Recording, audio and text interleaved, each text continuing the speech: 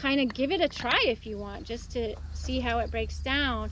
And even though these are small threads, if you learn to make cordage and you learn to just keep splicing in more thread, you can just keep going. It doesn't matter that these aren't very long. These were actually came from a student of mine who took the sinew from a back strap. So it does feel, it is a little different than the tendon sinew, you can see. But would anyone like to, I have this one in progress here. It's a really kind of a nice release of, you know, aggression too. But if you want to come over here and try doing it, just to get a feel of like how long it actually takes to break it down so that you can pull it apart. It's a lot of work, but it's worth it to try at least, you know, once in your life to go through the process. So if anyone wants to try pounding, go for it. I've always wanted to do this. Yeah. Food, or if we've done minnows, we've done rice, wrap it up in the basswood leaf, cook it next to the fire, and eat it like a stuffed grape leaf type of thing. Fun. Ooh. It's like For those ropes, they almost got it. but then our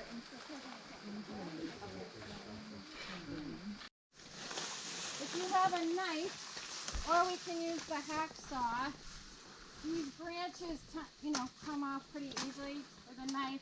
Just don't go all the way against it or you'll make holes. And then I'm going to cut the top off so that we just have the stalk like this. And then we'll just wrap the stalks in the tarp to bring them back. In the basket. Okay. That does not look like enough supplies for us all to make brooms. Well, we're doing just the cobwebbers. The full-size brooms are Cobwebbers, okay. yeah. So these are narrow. We'll sew them into circles, so they're meant for overhead beams and corners and little nooks. They're hard to reach places. And yeah, I'm a broom maker, but my house is full of cobwebs. So, I see a couple people just walking, but I'm gonna start soon because we do have a whole 3-hour block, which is nice. We'll be able to. You're welcome to come closer. I'm just going to demonstrate the process quickly just so that you can see, like, have a reference point for each step, but I'll go over everything again. I'm Hannah Mitchell. I grew up in West Virginia. That's where I learned how to make brooms. I've been teaching for 13 years and in so many different settings. And this is my second time here. I live with my family in Brookfield, just like directly west of here. And yeah, today we're making a cobwebber. And we are working with sorghum, which is broom corn. Hi. What was your name? Fiona. Fiona. Welcome.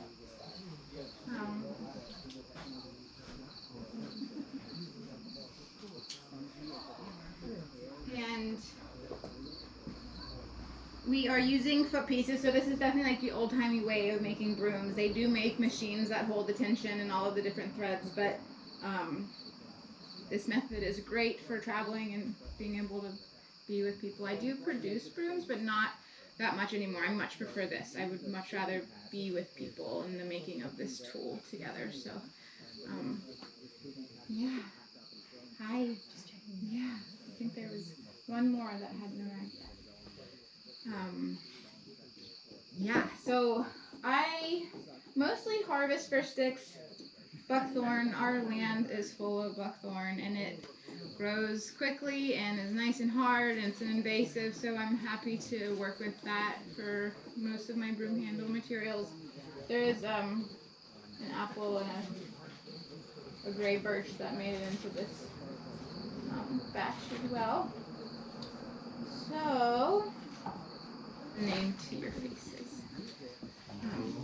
So sorghum is native of Africa and India, and it grows well here. It will make a big wall, like 15 feet wall in the garden, so fair warning for the shade. But it's beautiful. It looks like maize when it grows, but all of the energy goes up to the tassels, to the seeds. This is what it looks like before the seeds are removed. There's different tools for removing the seeds. It actually is a lot of work to do it from the beginning. And there's actually a lot of the plant that isn't used. The stalk is so long, but we're really just taking that top part of it. There's like a natural hinge that it breaks at, and it comes in really beautiful colors. This is like the most traditional one, the most common, but they have like deep purples and deep reds and just really beautiful different colors. And they it's full of sugar. Have y'all had sorghum syrup? Yes. It's like a molasses syrup, and then sorghum flour and the seeds. So it's an edible plant, and you might get a little sticky. Like it's definitely sticky, but it's delicious. But yeah, I've always wanted to work with the rest of that material. There's so much stock there, but I guess I would have to kind of figure out maybe how to get the sugars out for like a basket or something, or find a way to, use the stalks. But they would be great material for weaving. A traditional broom you would hear about is often an ash handle and birch bristles. It's like little saplings, little twigs for the bristles, woven with willow.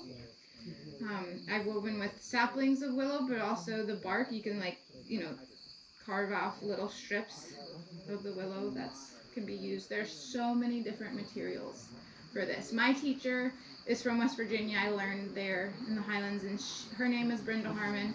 She is a fantastic broom maker down there. She learned the traditional shaker style from John C. Campbell Folk School, and she taught me in her shop there. I used to be a wooden toy maker, and then just fell in love with brooms, and then moved up here. And yeah, there's so many great gatherings and all the things. So Brenda is Brynwood Broom and Forge. If you all ever want to purchase a beautiful handmade broom, I would definitely recommend her, out of West Virginia. And okay, I think we're ready. Shall we begin? So once you're in it, this is like the time where I make sure my hair's up and the dog's in, and because once you're in the weaving and the winding, you're in it until you cut your cord. So we have a foot piece. We'll be using our whole bodies, and this will happen. It's common and often that the foot piece will fly out. So I will come and help you wind it back up like this. And I like to do it barefoot just because you can really feel and be able to easily let up on your material. So you're going to be holding a really tight tension the whole time you're doing this. So some of the sticks are pretty much the same. This one's smaller. I'm going to be making this for my son. But if you have a more narrow end, that's the end that you want to do the weave on. It's just, it's easier that way. You'll use, it's going to be, no matter what, an odd number of materials so that the weave, I'm just going to teach a very simple, basic over-under weave for this. And the most important thing is that it's an odd number. So we've got a good 3-hour block here. We're going to really go slow and take our time. I sharpen these scissors every single time, and it's so gummed up from cutting all the broom corn that no matter how sharp I make them, they're still fringy.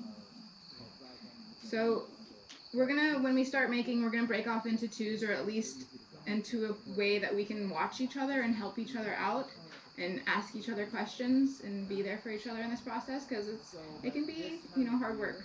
And please, I just encourage you to ask all the questions 100 times over. I'm so happy to answer them. And I encourage you to go slow, because it can be frustrating if you get ahead of the process and have to back up, which will totally happen, and that's okay. But if you get to a place where you've got a question, just hold tight, and literally hold it tight, and I will be there. But it's really nice when our neighbor, because oftentimes, usually we're always in a different place in the process, and that's actually a good thing. We can help each other out. So I threaded this through the more narrow end of the stick. My legs are going to be my table, so I'm not going to let this process get below my knees at all. Your back will thank you for that. So keep your legs as your stop point. I'm going to just tie it in a double knot and do a square knot, just a secure double knot there. And I'll cut off the excess.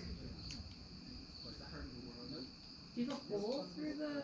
I do. There's a hole on each end, so one hole is for the weave, one hole is for your hanging loop piece. I've got some thicker thread here for the handles. We'll be doing some basic woodworking.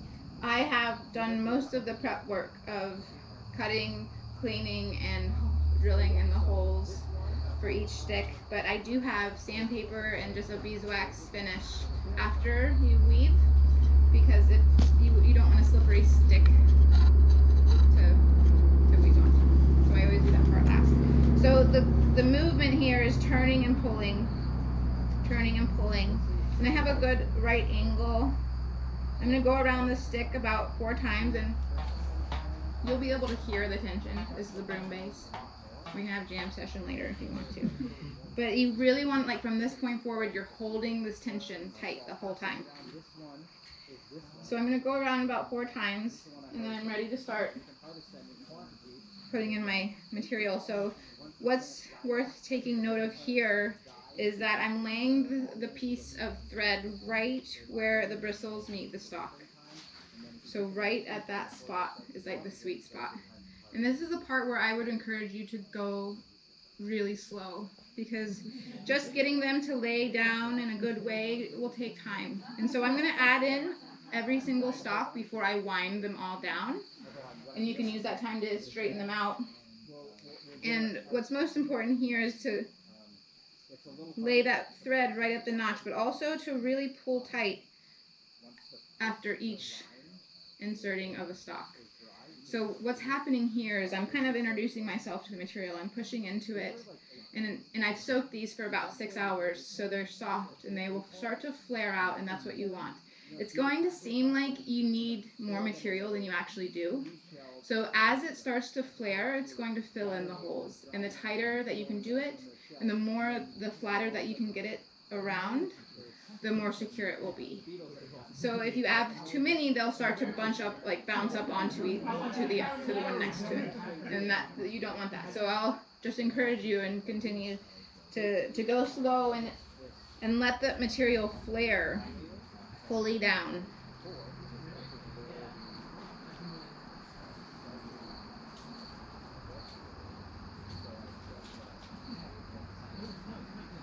So again, I'm putting all the material in before I wrap it fully.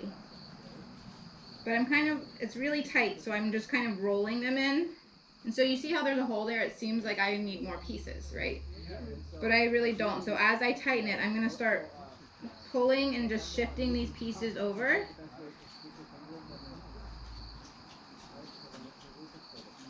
To get... And again, just go so slow, because if you crank hard on it, it can crunch into the stalk. And it's okay if it splits this way, but if it splits all the way through horizontally, it won't work as well. But we have some super glue. We'll be all right. So now I've got the pieces pretty flared. You see how that has filled in that hole? Right? And it's going to be tighter that way. It's going to be more secure if I can really get those pieces, those stalks to lay flat. And so now I'm going to be able to speed up. How many times have you gone around? So I've gone 3 now. I'm going to go 1 more. I would do at least 4 for structural purposes, but you can do more.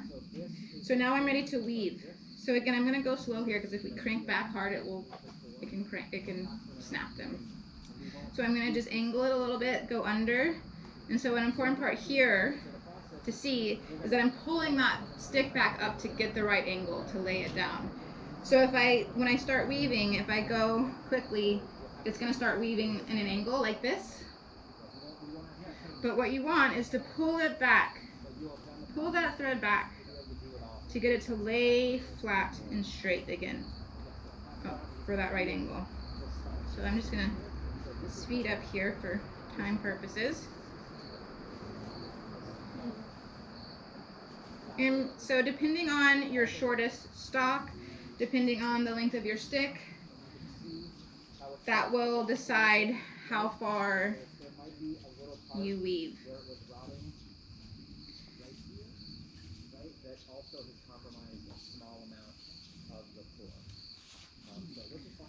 So there are so many stories about broom making, and I appreciate that so much. I've traveled in many places of the world, and everywhere there's different style brooms for different purposes, and so many stories behind them. I have a friend who's an Irish historian, and he'll sometimes share stories of like folks finding brooms in the walls of houses for blessings or just protection, and brooms over thresholds, just blessing entrance, or jumping the broom at the wedding, that honoring that transition, that like walking through the threshold. And in Ireland at Imbolc, which is the cross quarter between winter solstice and spring equinox, they would whack the butt of a ewe 3 times with a broom to bless the milkings, the coming of the milk. And then at Beltane, which is the cross quarter between the spring equinox and summer solstice, you're gonna have your bristles up, and you're going to go into one of the bunches. So you're gonna take it and you're gonna put your needle, you're gonna find that spot where they want to naturally just be. So that'll be where your first row is.